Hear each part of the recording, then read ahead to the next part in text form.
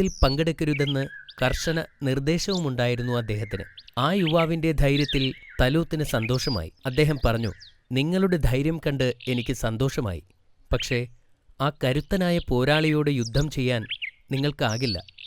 ധീരന്മാർ മുന്നോട്ട് വരട്ടെ. എന്നാൽ ഗോലിയാത്തുമായി പോരാടാൻ അദ്ദേഹം നേരത്തെ തീരുമാനിച്ചിരുന്നു. അദ്ദേഹം രാജാവിനോട് വിളിച്ചു പറഞ്ഞു, എന്റെ പിതാവിന്റെ ഉറക്കത്തെ ശല്യം ചെയ്ത ഒരു സിംഹത്തെ ഇന്നലെ ഞാൻ കൊന്നു. അതിനു മുമ്പ് ഒരു കരടിയെയും ഞാൻ ഒറ്റയ്ക്ക് കൊന്നിട്ടുണ്ട്. ദയവ് ചെയ്ത് എന്റെ രൂപം കണ്ട് എന്നെ വിലയിരുത്തരുത്. ആ യുവാവിന്റെ ധീരത കണ്ട് തലൂത്ത് ആശ്ചര്യപ്പെട്ടു. അദ്ദേഹം പറഞ്ഞു, നിങ്ങൾ യുദ്ധം ചെയ്യാൻ തയ്യാറാണെങ്കിൽ അള്ളാഹു നിങ്ങളെ സംരക്ഷിക്കുകയും ശക്തി നൽകുകയും ചെയ്യട്ടെ. അദ്ദേഹത്തെ ഒരു പോരാളിയുടെ വസ്ത്രങ്ങൾ അണിയിക്കുവാനും ഒരു വാൾ കൊടുക്കുവാനും രാജാവ് തന്റെ ആളുകളോട് ആവശ്യപ്പെട്ടു. എന്നാൽ ദാവൂദ് നബി യുദ്ധവസ്ത്രം ധരിക്കാൻ വിസമ്മതിച്ചു. അദ്ദേഹത്തിന് അതിൽ താൽപ്പര്യമില്ലായിരുന്നു. അത് അദ്ദേഹത്തിന്റെ നീക്കങ്ങൾക്ക് തടസ്സമായിരുന്നു. പടയങ്കികൾ നീക്കം ചെയ്യാൻ ആവശ്യപ്പെട്ടപ്പോൾ ചുറ്റുമുണ്ടായിരുന്നവർ ആശ്ചര്യപ്പെട്ടു. കുറച്ച് കല്ലുകൾ ശേഖരിച്ച് അദ്ദേഹം തന്റെ സഞ്ചിയിൽ നിറച്ചു. എന്നിട്ട് തന്റെ കവണയ്ക്ക് തൊട്ടടുത്തായി തോളിൽ തൂക്കിയിട്ടു. തലൂത്ത് ഇപ്പോൾ വിഷമത്തിലാണ്. നിങ്ങളെങ്ങനെയാണ് കുറച്ച് കല്ലും ഒരു കവണയുമായി യുദ്ധത്തെ പ്രതിരോധിക്കാൻ പോകുന്നത്? അദ്ദേഹം ചോദിച്ചു. കരടിയുടെ നഖങ്ങളിൽ നിന്നും സിംഹത്തിന്റെ പല്ലുകളിൽ നിന്നും എന്നെ രക്ഷിച്ച അള്ളാഹു ഈ ശത്രുക്കളിൽ നിന്നും എന്നെ രക്ഷിക്കും. പ്രവാചകൻ മറുപടി പറഞ്ഞു. പ്രവാചകൻ ശത്രുക്കളുടെ നേരെ നടന്നു. അത് കണ്ടപ്പോൾ എതിർ സൈന്യത്തിലുള്ളവർ പൊട്ടിച്ചിരിച്ചു. യുദ്ധം ചെയ്യാൻ വന്ന ആ യുവാവിനെ കണ്ടപ്പോൾ ഗോലിയാത്ത് പൊട്ടിച്ചിരിച്ചുകൊണ്ട് ചോദിച്ചു, നീ ഇവിടെ കളിക്കാൻ വന്നതാണോ? അതോ നിനക്ക് ജീവിതം മടുത്തോ? എന്റെ വാൾ ഒറ്റത്തവണ വീശി നിന്റെ തല വെട്ടാൻ എനിക്ക് കഴിയും. അപ്പോൾ ദാവൂദ് നബി പറഞ്ഞു, നിങ്ങൾക്ക് മേലങ്കിയും കവചങ്ങളും വാളും ഉണ്ടായിരിക്കാം. എന്നാൽ ഞാൻ അള്ളാഹുവിൻ്റെ നാമത്തിൽ നിങ്ങളെ നേരിടും. എൻ്റെ റബ്ബിൻ്റെ നിയമങ്ങളാണ് നിങ്ങൾ പരിഹസിക്കുന്നത്. ഇങ്ങനെ പറഞ്ഞുകൊണ്ട് അദ്ദേഹം തൻ്റെ കവണയിൽ ഒരു കല്ല് വച്ച് ഗോലിയാത്തിനെ ലക്ഷ്യം വച്ച് നിന്നു. അദ്ദേഹം തൊടുത്തുവിട്ട ആ കല്ല് ശരവേഗത്തിൽ ചെന്ന് ഗോലിയാത്തിൻ്റെ നെറ്റിയിൽ പതിച്ചു. ഗോലിയാത്തിന്റെ നെറ്റിയിൽ നിന്നും രക്തമൊഴുകി. തന്റെ വാൾ വീശാനുള്ള അവസരത്തിന് മുമ്പ് തന്നെ ആ ഭീമൻ നിലംപതിച്ചു. അവിടെ നടന്ന കാര്യങ്ങൾ കണ്ടപ്പോൾ ഫലസ്തീൻ സൈന്യം ഞെട്ടിപ്പോയി. അവരുടെ നേതാവ് കൊല്ലപ്പെട്ടിരിക്കുന്നു എന്ന സത്യം മനസ്സിലാക്കിയപ്പോൾ അവർ ജീവനും കൊണ്ട് ഓടിപ്പോയി. തലൂത്തിനും സൈന്യത്തിനും സംഭവിച്ചതൊന്നും വിശ്വസിക്കാൻ കഴിഞ്ഞില്ല. യുദ്ധത്തിൽ അവർ ജയിച്ചിരിക്കുന്നു. വർഷങ്ങളായുള്ള കഷ്ടപ്പാടിന് ഒരു അവസാനമായിരിക്കുന്നു. തലൂത്തിന്റെ ആളുകൾ അതിയായി സന്തോഷിക്കുകയും പ്രവാചകനെയും ചുമന്നുകൊണ്ട് സ്വന്തം രാജ്യത്തേക്ക് മടങ്ങിപ്പോവുകയും ചെയ്തു. ദാവൂദ് നബി ഒറ്റ രാത്രി കൊണ്ട് തന്നെ അവരുടെ നായകനായി. തലൂത്ത് വാക്ക് പാലിക്കുകയും തൻ്റെ മകളെ യുവയോദ്ധാവിന് വിവാഹം ചെയ്തു കൊടുക്കുകയും തൻ്റെ മുഖ്യ ഉപദേഷ്ടാക്കളിൽ ഒരാളായി ദാവൂദ് നബിയെ നിയമിക്കുകയും ചെയ്തു. പ്രവാചകൻ ഇസ്രായേലിൽ പ്രശസ്തനായി. എന്നാൽ പെട്ടെന്നുണ്ടായ പ്രശസ്തിയിൽ അദ്ദേഹം ഒട്ടും അഹങ്കരിച്ചിരുന്നില്ല.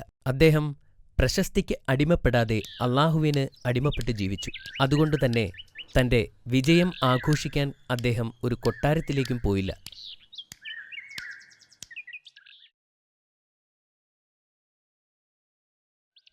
അള്ളാഹുവിനെ മഹത്വപ്പെടുത്തുന്നതിനു വേണ്ടി അദ്ദേഹത്തിൻ്റെ മനോഹരമായ ശബ്ദത്തിൽ അള്ളാഹുവിനെ പുകഴ്ത്തിപ്പാടുകയും ചെയ്തു.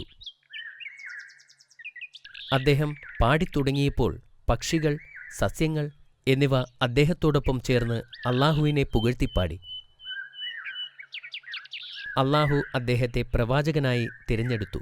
അദ്ദേഹത്തെ പ്രവാചകനായി തിരഞ്ഞെടുത്തപ്പോൾ പക്ഷികളും മൃഗങ്ങളും അദ്ദേഹത്തോടൊപ്പം സന്തോഷം പങ്കിട്ടു.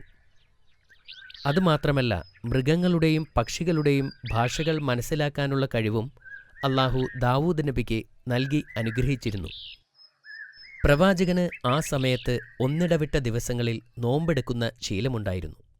അദ്ദേഹം രാത്രിയുടെ ആദ്യ പകുതിയിൽ ഉറങ്ങുകയും പിന്നീട് കുറേ സമയത്തേക്ക് പ്രാർത്ഥിക്കുകയും അത് കഴിഞ്ഞ് വീണ്ടും പോയി കിടന്നുറങ്ങുകയും ചെയ്തിരുന്നു. അക്കാലത്ത് നിരവധി യുദ്ധങ്ങൾ നടന്നിട്ടുണ്ട്. ഇസ്രായേൽ ജനത്തിനു വേണ്ടി ഓരോ യുദ്ധവും ജയിക്കാൻ അദ്ദേഹത്തിന് കഴിഞ്ഞിട്ടുണ്ട്. ജനം അദ്ദേഹത്തെ അങ്ങേയറ്റം സ്തുതിക്കുകയും സ്നേഹിക്കുകയും ചെയ്തു.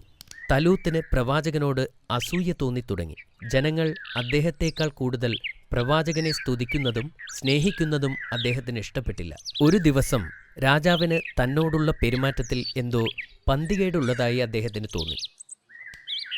തൻ്റെ പിതാവിനെ വിഷമിപ്പിക്കുന്നതെന്താണെന്ന് അദ്ദേഹം ഭാര്യയോട് ചോദിച്ചു. അപ്പോൾ അദ്ദേഹത്തിൻ്റെ ഭാര്യ കരഞ്ഞുകൊണ്ട് പറഞ്ഞു, നിങ്ങളിൽ നിന്ന് ഒരു കാര്യവും മറച്ചുവെക്കാൻ എനിക്ക് കഴിയുകയില്ല. എൻ്റെ പിതാവിന് നിങ്ങളുടെ പ്രശസ്തിയിൽ അസൂയയാണ്. തനിക്ക് രാജ്യം നഷ്ടപ്പെടുമോയെന്ന് അദ്ദേഹം ഭയപ്പെടുന്നു. ഇത് കേട്ട് പ്രവാചകൻ ഞെട്ടിപ്പോയി. തലൂത്ത് എന്തോ ആസൂത്രണം ചെയ്യുന്നുണ്ടെന്നും പ്രവാചകനോട് സൂക്ഷിക്കണമെന്നും അദ്ദേഹത്തിൻ്റെ ഭാര്യ പറഞ്ഞു. അടുത്ത ദിവസം തലൂത്ത് പ്രവാചകനെ തൻ്റെ കൊട്ടാരത്തിലേക്ക് വിളിപ്പിച്ചു.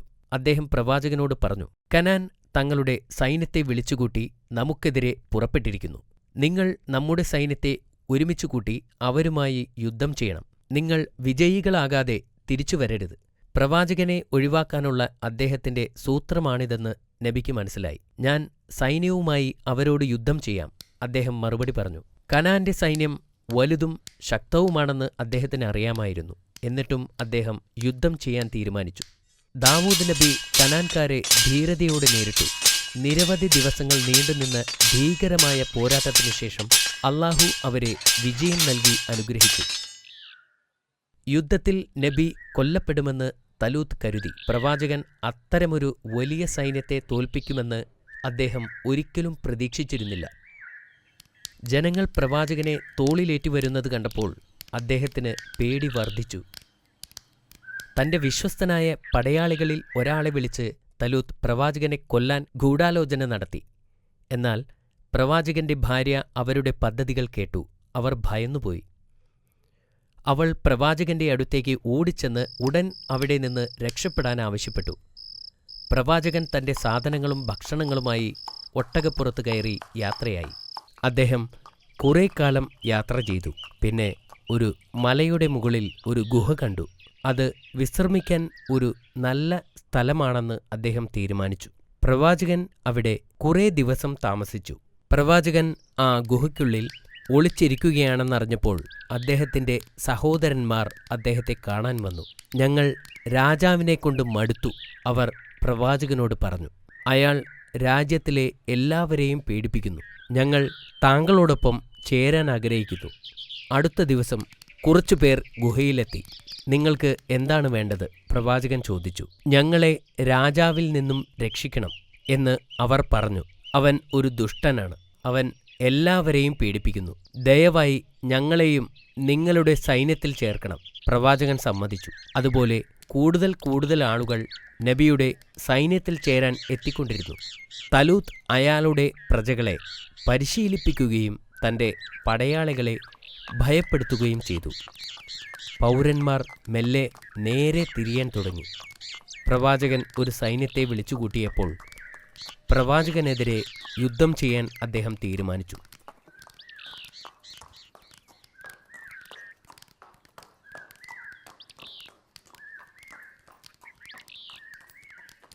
ദിവസങ്ങളോളമുള്ള യാത്രകൾ കാരണം രാജാവിൻ്റെ സൈന്യം ക്ഷീണിച്ചു. അവർ വളരെ ദൂരം സഞ്ചരിച്ചിരുന്നു. അതിനാൽ താഴ്വരയിൽ കുറച്ചു സമയം വിശ്രമിക്കാൻ അവർ തീരുമാനിച്ചു.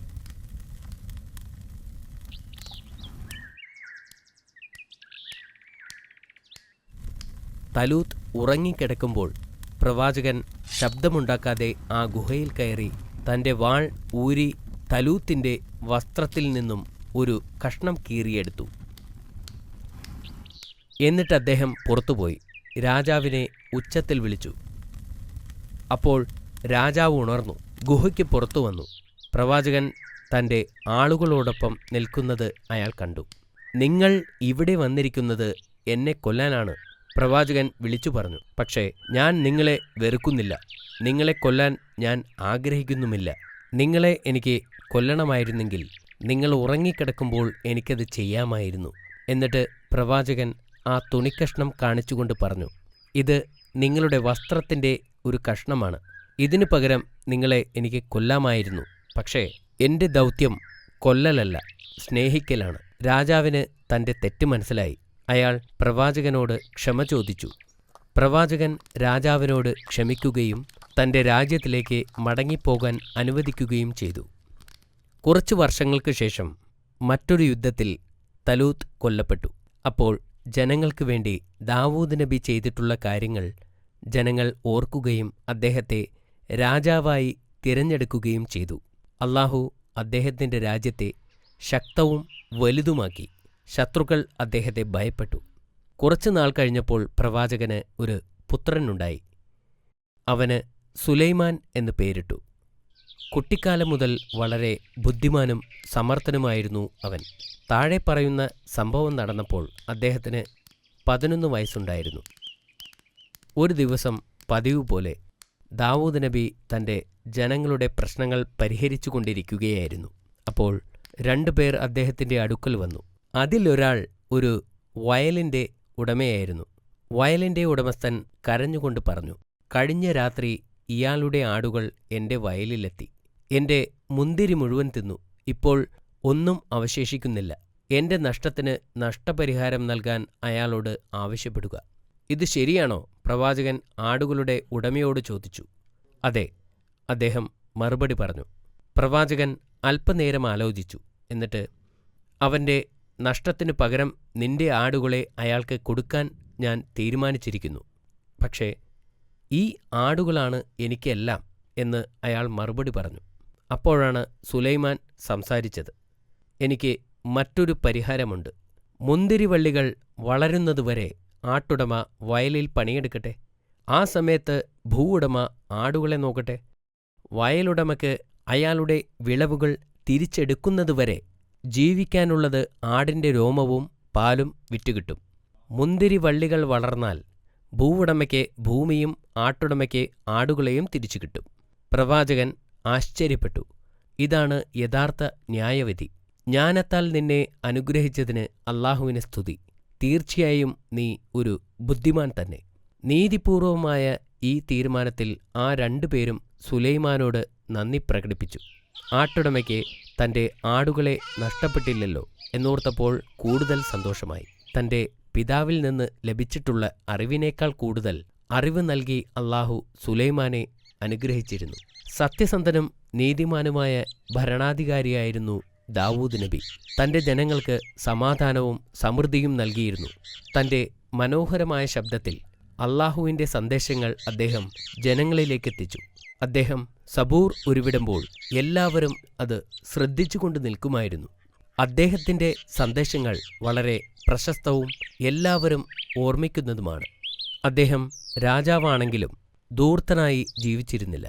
സ്വന്തം ആവശ്യങ്ങൾക്കുള്ള പണം പോലും ഖജനാവിൽ നിന്ന് എടുത്തിരുന്നില്ല. അദ്ദേഹത്തിന് ആയുധ നിർമ്മാണത്തിൽ പരിചയമുണ്ടായിരുന്നു. ആയുധമുണ്ടാക്കി വിറ്റുകിട്ടുന്ന തുച്ഛമായ വരുമാനത്തിലാണ് അദ്ദേഹം ജീവിച്ചിരുന്നത്. പ്രവാചകൻ തന്റെ ഒരു ദിവസത്തെ 4 ഭാഗങ്ങളായി വിഭജിച്ചു. ഒരു ഭാഗം ജോലി ചെയ്യുവാനും വിശ്രമിക്കുവാനും, രണ്ടാമത്തെ ഭാഗം അല്ലാഹുവിനോട് പ്രാർത്ഥിക്കുവാനും, അടുത്തത് ജനങ്ങളുടെ പ്രശ്നങ്ങൾ കേൾക്കുവാനും, അവസാനത്തേത് പ്രഭാഷണത്തിനുമായി മാറ്റിവച്ചിരുന്നു. ഒരു ദിവസം പ്രവാചകൻ തന്റെ മുറിയിൽ പതിവ് പോലെ പ്രാർത്ഥന നടത്തുകയായിരുന്നു. ആരും അദ്ദേഹത്തെ തടസ്സപ്പെടുത്താൻ അനുവദിക്കരുതെന്ന് അദ്ദേഹം പരിചാരകരോട് കൽപ്പിച്ചിരുന്നു. എന്നാൽ 2 പേർ എങ്ങനെയോ അദ്ദേഹത്തിന്റെ മുറിയിലേക്ക് പ്രവേശിച്ചു. അദ്ദേഹം ദേഷ്യത്തോടെ ചോദിച്ചു, നിങ്ങൾ ആരാണ്? ഭയപ്പെടരുത്, അവരിൽ ഒരാൾ പറഞ്ഞു. ഞങ്ങൾക്കിടയിൽ ഒരു തർക്കമുണ്ട്. ഞങ്ങളിവിടെ താങ്കളുടെ ന്യായവിധിക്കായി എത്തിയതാണ്. അതെന്താണ്? പ്രവാചകൻ ചോദിച്ചു. ആദ്യത്തെ ആൾ പറഞ്ഞു, ഇതെന്റെ സഹോദരനാണ്. ഇദ്ദേഹത്തിന് 99 പെണ്ണാടുകളുണ്ട്. എനിക്ക് ഒരെണ്ണവും. ഒരു ദിവസം ഇവൻ പറഞ്ഞു, എന്റെ ആടിനെ ഇവന് കൊടുക്കാൻ. അവന്റെ സംസാരം എന്നെ കീഴ്പ്പെടുത്തുകയും അവൻ എന്റെ ആടിനെ പിടിച്ചുകൊണ്ടു പോവുകയും ചെയ്തു. ദയവ് ചെയ്ത് അങ്ങ് ഇതിന്റെ വിധി പറഞ്ഞു തരണം. പ്രവാചകൻ മറ്റേയാൾക്ക് എന്താണ് പറയാനുള്ളത് എന്ന് കേൾക്കാൻ കാത്തുനിൽക്കാതെ തിരക്കിട്ട് പറഞ്ഞു, അദ്ദേഹത്തിന് ഇത്രയും ആടുകളുള്ളപ്പോൾ നിങ്ങളുടെ ആടിനെ ആവശ്യപ്പെട്ടത് തെറ്റാണ്. പെട്ടെന്നു തന്നെ അവർ 2 പേരും അപ്രത്യക്ഷമായി. അപ്പോഴാണ് അവർ അല്ലാഹു അയച്ച മലക്കുകളായിരുന്നു എന്ന് പ്രവാചകന് മനസ്സിലായത്. അവർ ഇവിടെ തന്നെ ഒരു പാഠം പഠിപ്പിക്കുകയായിരുന്നു എന്ന് അദ്ദേഹത്തിന് മനസ്സിലായി. അദ്ദേഹത്തിന് തൻ്റെ തെറ്റ് മനസ്സിലാവുകയും അള്ളാഹുവിനോട് പാപമോചനത്തിനായി കരഞ്ഞ് പ്രാർത്ഥിക്കുകയും ചെയ്തു. അള്ളാഹു പ്രവാചകനോട് ക്ഷമിക്കുകയും പ്രവാചകൻ ദീർഘകാലം ജീവിക്കുകയും ചെയ്തു. അദ്ദേഹം അള്ളാഹുവിനെ ആരാധിക്കുകയും മരിക്കുന്നതുവരെ അള്ളാഹുവിനെ സ്തുതിക്കുകയും ചെയ്തിരുന്നു. അദ്ദേഹം വഫാത്തായപ്പോൾ ആയിരക്കണക്കിന് ജനങ്ങളും പുരോഹിതന്മാരും ദുഃഖിച്ചിരുന്നു. അദ്ദേഹത്തിൻ്റെ കബറടക്കത്തിൻ്റെ സമയത്ത് സൂര്യന് ഭയങ്കര ചൂടായിരുന്നു. അവിടെ എത്തിയ ആളുകളെല്ലാം വളരെ ബുദ്ധിമുട്ടിയിരുന്നു.